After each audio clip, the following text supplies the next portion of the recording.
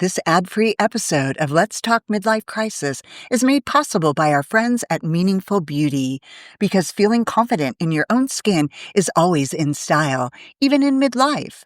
Thank you, Meaningful Beauty, for supporting our show and helping us keep these conversations ad-free for our amazing listeners. Today on the show, we have Nagina Abdullah, and she is a weight loss coach for midlife women.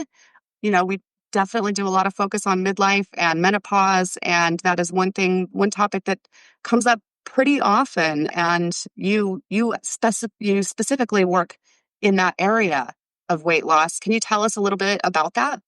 Yes, absolutely. Well, I really started my career as a weight loss coach because I had really struggled with my sugar cravings and my body transformation, where I'd been trying everything out there. I'd been trying every diet. I tried Weight Watchers, South Beach, eating less, working out more, and nothing really got my weight off and kept it off for good. And so I would lose 10 pounds, but then the minute I would hit that number, I would start eating all the foods that I was forced to be restricted from. And then I would gain 12 pounds or gain 15 pounds back. And so it was this yo-yo cycle that I had been in my whole entire life. And so what happened for me is that after I had been struggling with this for so many decades, I discovered I have a degree in molecular and cell biology from UC Berkeley. And so I started looking into the science and started finding out that there is actually foods that we can add to our diet that increase our metabolism and that help us burn fat faster. And we don't have to go down the restriction path. And so I started trying things out because I tried all the restriction methods and it hadn't worked for me. And by adding certain foods, and we could talk in definite detail about what those foods are, and also adding certain herbs and spices, I dropped 40 pounds in 9 months. And I got into the best shape of my life. And the whole time I was losing weight, I was feeling amazing. I was feeling full. I was feeling energized. And magically, my sugar cravings had disappeared. That while I was losing weight, I wasn't working hard to get over sugar. I just didn't want it. And what happened after that is that stayed off consistently for 12 years. But when I hit midlife, I experienced a massive bloating and a weight gain that even though I was doing everything that had worked before, this weight gain wouldn't go away. And it wasn't the same kind of weight gain. It was something different. And so I started researching again because I realized, wait, there's something different happening here. And I realized there's so many things that happen for women in midlife that are not talked about, that are not shared. There is some research, though there's a massive lack of research.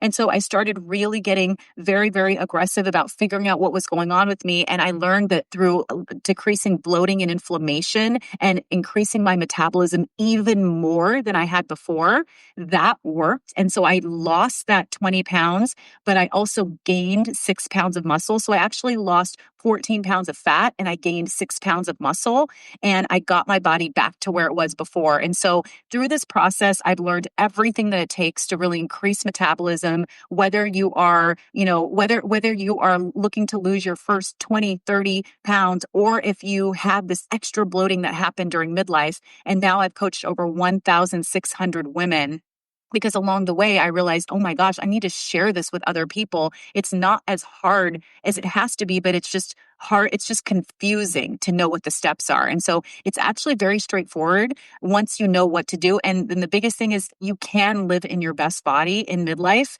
You just have to know what to do. And it's different than all the advice out there. Okay. Well, we're glad you're sharing this with everyone now. Yeah. I have a question for you. Do you know what it is because I experienced the bloating as well, as I'm sure a lot of women do in midlife. And what causes that? Like how, and I assume that maybe the diet's a little different depending on your body, or can you explain some of that? Yes, absolutely. Well, the biggest thing that's happening in midlife is that our body, so there's a few things that are happening. So let me kind of explain what's going on and then what the ways are to start overcoming it. So first of all, as our hormones are declining, which it is, for many women in their early 40s, but also in their late 30s, it's starting to happen. And And so as our hormones are declining, estrogen especially is very protective of our bodies in terms of inflammation. And so as our estrogen is decreasing, there is more inflammation that's being released that was kept at bay for the rest of our life. And so we're experiencing something different. And so this bloating isn't going to go away by cutting calories because it's not fat, it's bloating. And so that's number one. That's a lot of what's happening. Number two is that we are becoming more insulin resistant as we are moving into midlife, which means that as we digest sugars or carbs that turn into sugars, our bodies store them as fat more quickly and our blood sugar rises more quickly. And so it's like sometimes you could eat, for example, a piece of pizza and it would be fine. Now maybe you eat a piece of pizza or two pieces of pizza, normal kind of meal, and the next day you've gone up 2 to 3 pounds on the scale and it won't come off for maybe 5 days. So or it might be a different food. It depends on what, your body is not responding to anymore. And so the reason for this is because our body is more quickly storing sugar as fat instead of processing it and burning it. And so, there is a fix for this. Okay. There is absolutely a fix for this. And then third, we are declining in muscle mass much more quickly, starting even in our late 30s. And so when our muscle mass decreases, muscle is what gives our bodies increased metabolism. So when your muscle turns to fat, guess what? Your weight may be the same on the scale for a little while, but your metabolism is going to start going down because muscle burns. Every ounce of muscle is burning more fat than an ounce of fat on your body. Wow. So as your muscle starts converting to fat, you're not burning as much calories by eating the same food. So all of these things come to play. So it's very, very easy and very normal to gain fat, but also to gain bloating in midlife. And the same things are not going to work because by restricting yourself, you're putting yourself further into that hole of holding on to fat. Okay, so that's kind of what's going on there. And so really the way to combat this is, and this is what I see with midlife women. Number one is that midlife women are under eating. And this under eating is causing women to hold on to fat and to keep a very slow metabolism. And so because we have been taught, many of us, almost all of us have been taught to restrict food in order to keep our weight down for our whole lives. That's kind of what we know. And guess what? It used to work. It used to work when we restrict, we could just lose weight. But now the thing is our bodies are not as efficient in digesting and absorbing nutrients. And our gut actually needs the right nutrients to burn fat and to detox our body. So like right now, if you're not eating enough, your liver doesn't have the right amount of nutrients to detox foods and to excrete it out of your body. And when you don't give your liver the right nutrients, then what happens is there's a lot of hormones, there's a lot of toxins, and there's a lot of food that just keeps circulating in your stomach area and making that inflammation even worse. But if you were to eat enough, instead of it being stored as fat, it would actually give your body the right nutrients to cleanse your body and to move it out. And the other thing that eating enough does is that it increases your metabolism so that you can burn more fat. And so the key thing here is that you have to eat the right kinds of food to increase your metabolism. It's not just eating more calories. It's so much more detailed than calories. And that's why calories in, calories out doesn't work anymore. It's actually the nutrition of your food and how much protein you're eating, the kinds of carbs you're eating, and watching your fat amounts. That's one area that I find that midlife women tend to eat more of, because a lot of healthy fats like nuts, for example, or oils, they are very calorically dense. And so by mistake, women could be eating that because they feel like it's healthy, but it's putting them over in terms of calories. Calories still matter, but the types of food you eat matter more. Right. So the number one is to eat more of the foods that increase your metabolism, and you will burn fat. And this is the number one thing when I start teaching women to do this, especially in their breakfast. And we can talk in more detail about that, about what to include in breakfast. That they're like, that's the thing that jumpstarts their weight loss. And it's not about cutting it. It's not intermittent fasting. It's not eating less. In fact, a lot of times that makes women more stuck instead of actually getting that fat off because they haven't increased their metabolism. Wow. What Everything about that you just frequency? said. Because I've heard mixed reviews about, eating 3 meals a day or grazing throughout the day, that type of thing. What about frequency? So frequency is important. And I mean, you're going to hear different things from different people. But here's the thing. I like to focus on what works and what's the most important thing that you should do. And the most important thing that you should do is you should just make sure that you're eating enough for your body. If it works for you to eat that in 2 meals, if it works for you to eat that throughout the day, like with 5 meals, 3 main meals and 2 snacks, all of it is fine. All of it works. All of it works. The frequency doesn't matter as much as getting the right amount of food. But what I do recommend so that you are keeping like a steady metabolism, and also it's important to have like a routine to eat what you need to eat. Otherwise it's easy to skip. So it's a really great routine is to wake up, and within an hour after you wake up, or maybe it could be like an hour and a half, you have your breakfast, you have your starting meal. Then if you're hungry, which likely if you're eating metabolism boosting food, you really won't be hungry because they digest slowly. But if you need a mid-morning snack, you could have one. Then you have a lunch. An afternoon snack is a really good idea to have planned, because if you don't have it planned, you end up feeling hungry and grazing on unhealthy foods that are convenient, and then have a dinner. So really having a routine and a structure is a lifestyle way to lose weight that you really can't skip over, because if you kind of just leave it up to chance and are random about what you're eating, there's no way you can get in the amount of food that you need to increase your metabolism. So Yeah, that makes sense. It all makes sense. And actually, we were just talking yesterday about how all of our muscle tone has gone away. And so that makes complete sense. I think where I struggle is that during the day when I'm working, I don't have the flexibility. And maybe it's just my prepared in advance to be able to have a regular diet throughout the day. Oftentimes, I find myself, if I don't make food before I log on or before I start working, and some days there's not enough time to eat altogether, because I'm on calls and meetings and I'm talking and I'm trying to, shove stuff in my face when I can.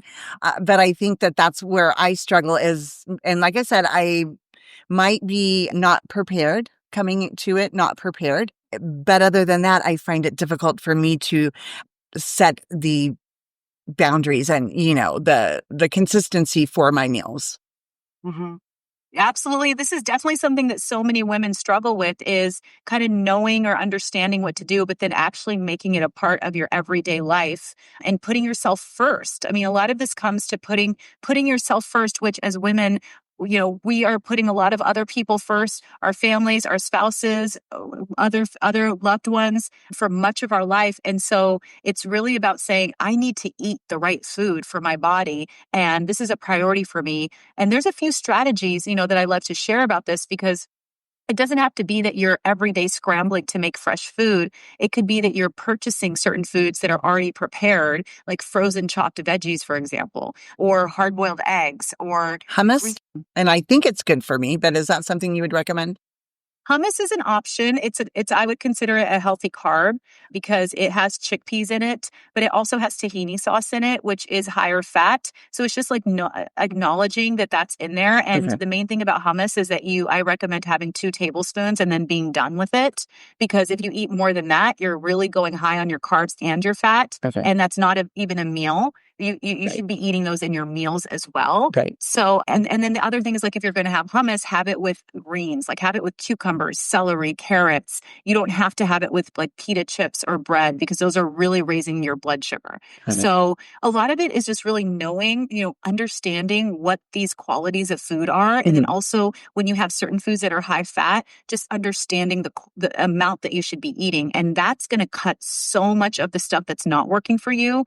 And you're going to have room to add in that other food. But in terms of preparing, a really great strategy that I like to share and that I personally use is this technique called layering, where on Sunday or Monday, like the day that you have time to make food, you can make like 1 or 2 dishes. You can make like a protein, and then you could make a healthy carb. Like you could make sweet potato or lentils or beans or quinoa or something like that, because that takes a little longer.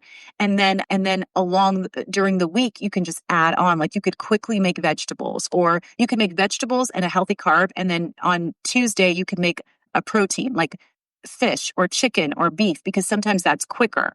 And so every day you layer on, but you have some basics already made that are really going to round out what you're eating, and you have enough that will last you at least like 4 days, which it can last in the fridge if you store it in glass containers. Right. So kind of that really helps. And then eating similar foods for breakfast and lunch really helps. And then you can change up your dinner. But there's a lot of techniques that can make it really simple and straightforward. In fact, when I lost 40 pounds, I lost that first 40 pounds before I had that additional bloating while I was working a 60-hour work week, 3 nights and 3 days a week. And I had 2 small children. Oh. And I lost 40 pounds because it was all about just making it simple and easy and systematic.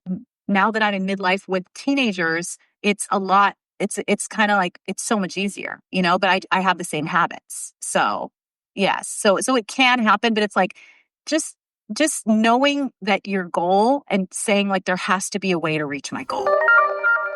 This episode of Let's Talk Midlife Crisis is brought to you by Meaningful Beauty. We talk a lot about feeling confident in midlife, and skincare plays a big role in that. Meaningful Beauty makes it simple with science-backed formulas that actually work. And I have actually been using it myself for over 15 years and can't live without it. It's like a little boost of confidence in a bottle. Thanks to Meaningful Beauty for supporting conversations that empower women in midlife. Now, back to the show. Yeah, you hear a lot about meal prep. Mhm. And I think when you're thinking meal prep, it's like, oh, I have to have my 3 meals a day for the entire week. And that's a lot of food to make and a lot of food to store.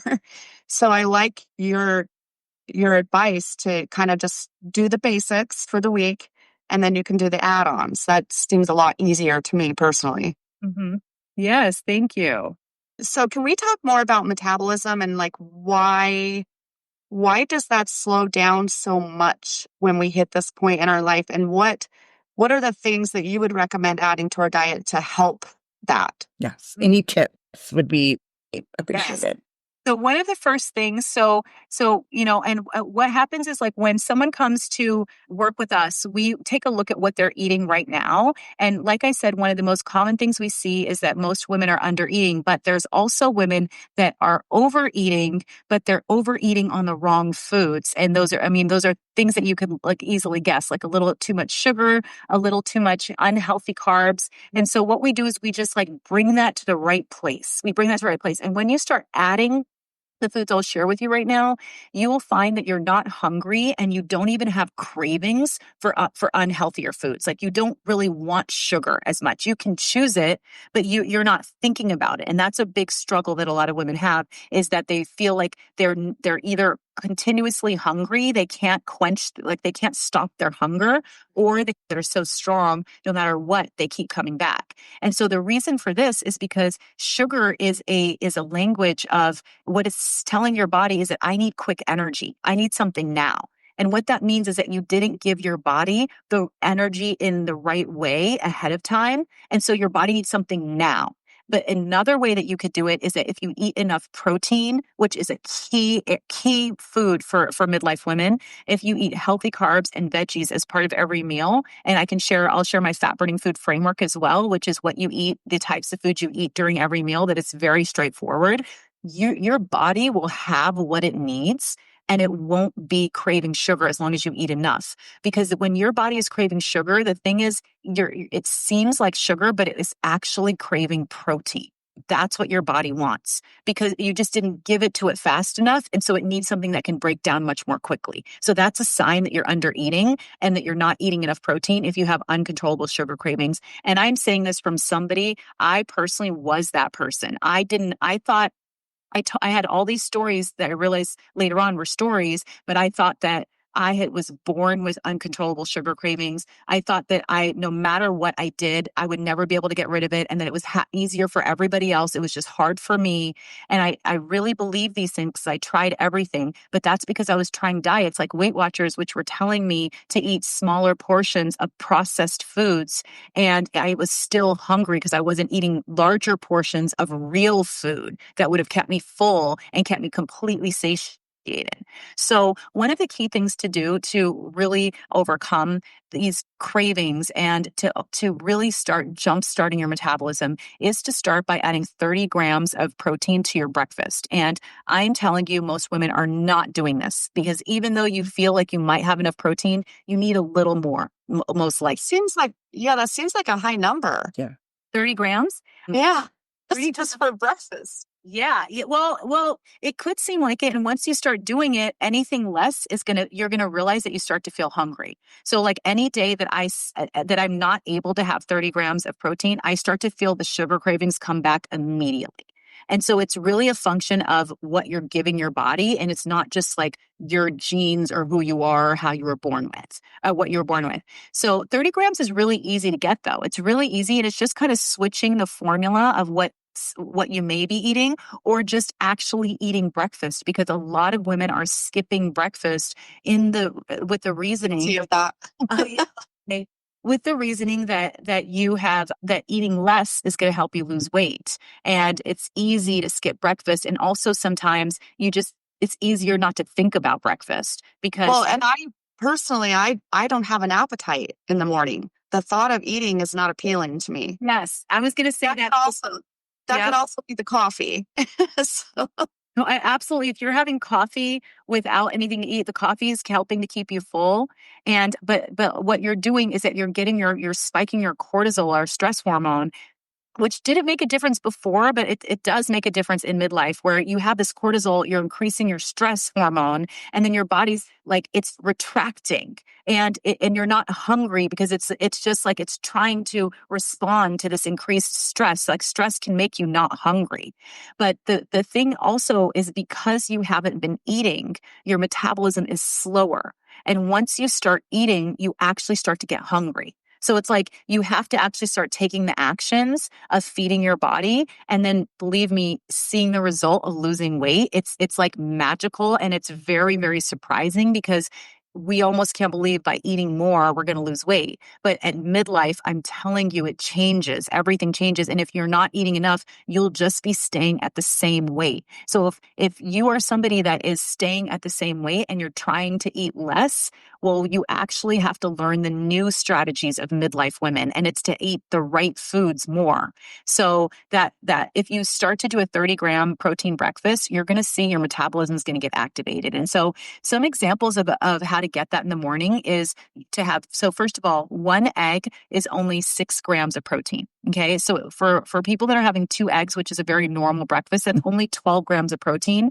And if you're feeling hungry shortly after, or if you are feeling cravings, it's because you don't have the right amount of protein. And if you're still not hungry, it's just because you haven't given your metabolism still slow. So it's not asking for more. But likely if you're only having 10 to 12 grams of protein, you're going to start feeling cravings for sugar or for carbs a little bit after that. And so the way to get that extra amount of protein in is, first of all, if you're making yourself eggs, you could just add in a half to 1 cup of egg whites into your with your eggs. And it's just a scramble that's big. And you can add any veggies in there. On the side, it's really good to have a half cup at least to 1 cup of berries because berries give you more fiber. They also have this compound called polyphenols, which help with anti-bloating, and it's very, very helpful. And so this is a natural way that you can have a really, really fat-burning breakfast that's also helping you de-bloat. And if you want, you can also sprinkle cinnamon over those berries because cinnamon helps bring your blood sugar down and helps you prevent any fat storage that's happening from any sugar increases that could happen from the berries.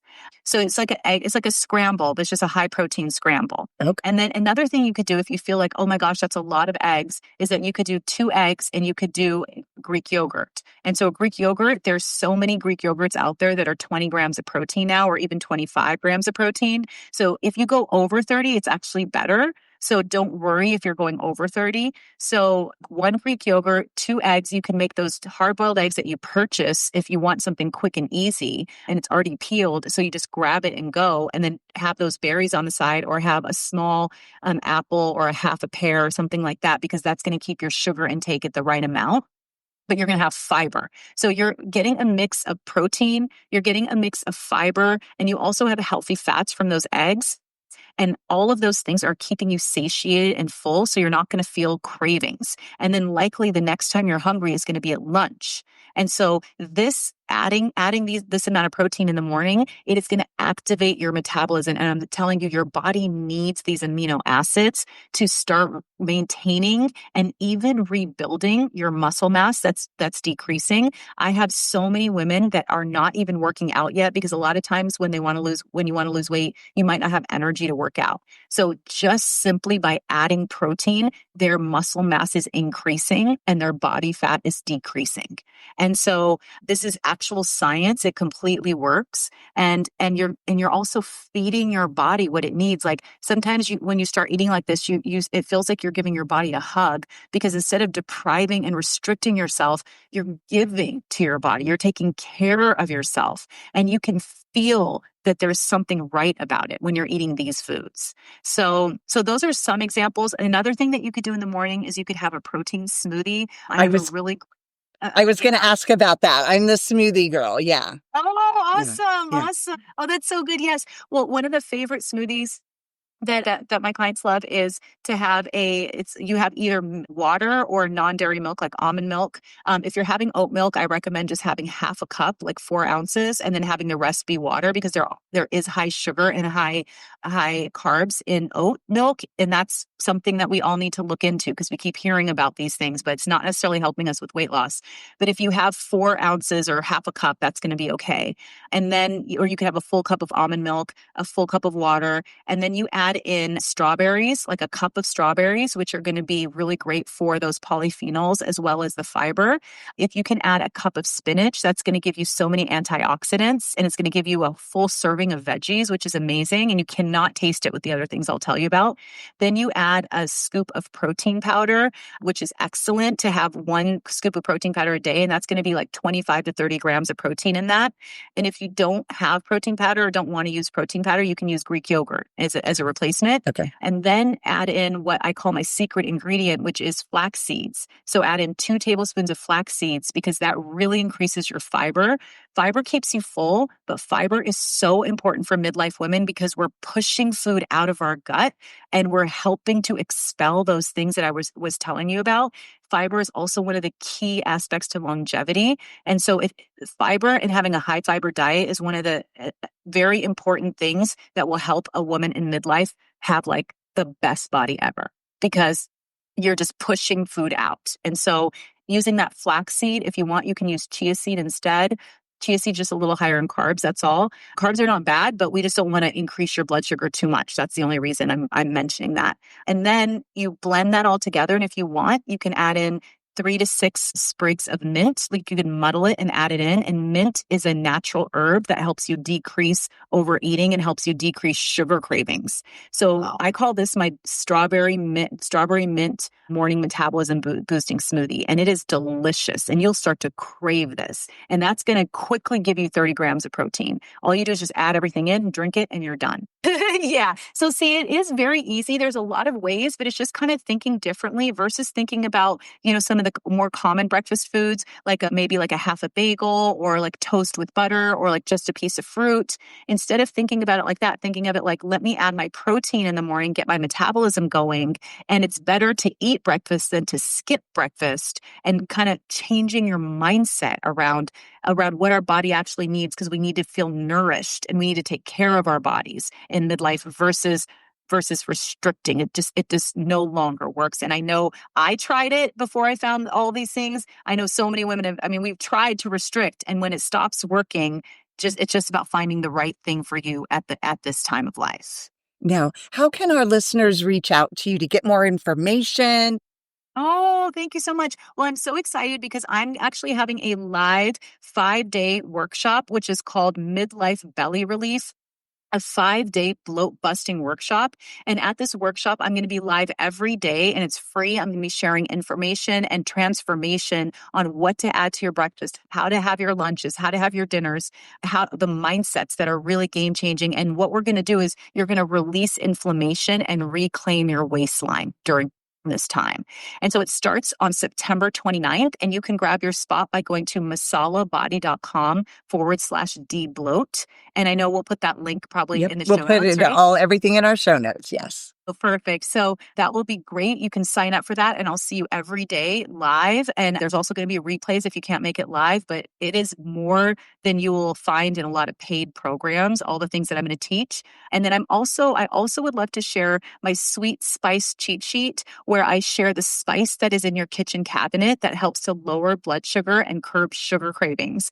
And in this cheat sheet, I include 3 health benefits of using this spice, 5 ways to use it in your day, mostly that are no cook. And then I also share my simple fat burning fire tea recipe that fires away belly fat. And you can grab that sweet spice cheat sheet for free at masalabody.com/sweet spice PDF. And we'll also drop that below. So those are 2 ways that you can keep in touch with me right when you sign up for either of those. Also, you'll also, be on my newsletter list. So I'll send you recipes, strategies, what's working right now for midlife women, and you'll really get the science about what to do as a next step.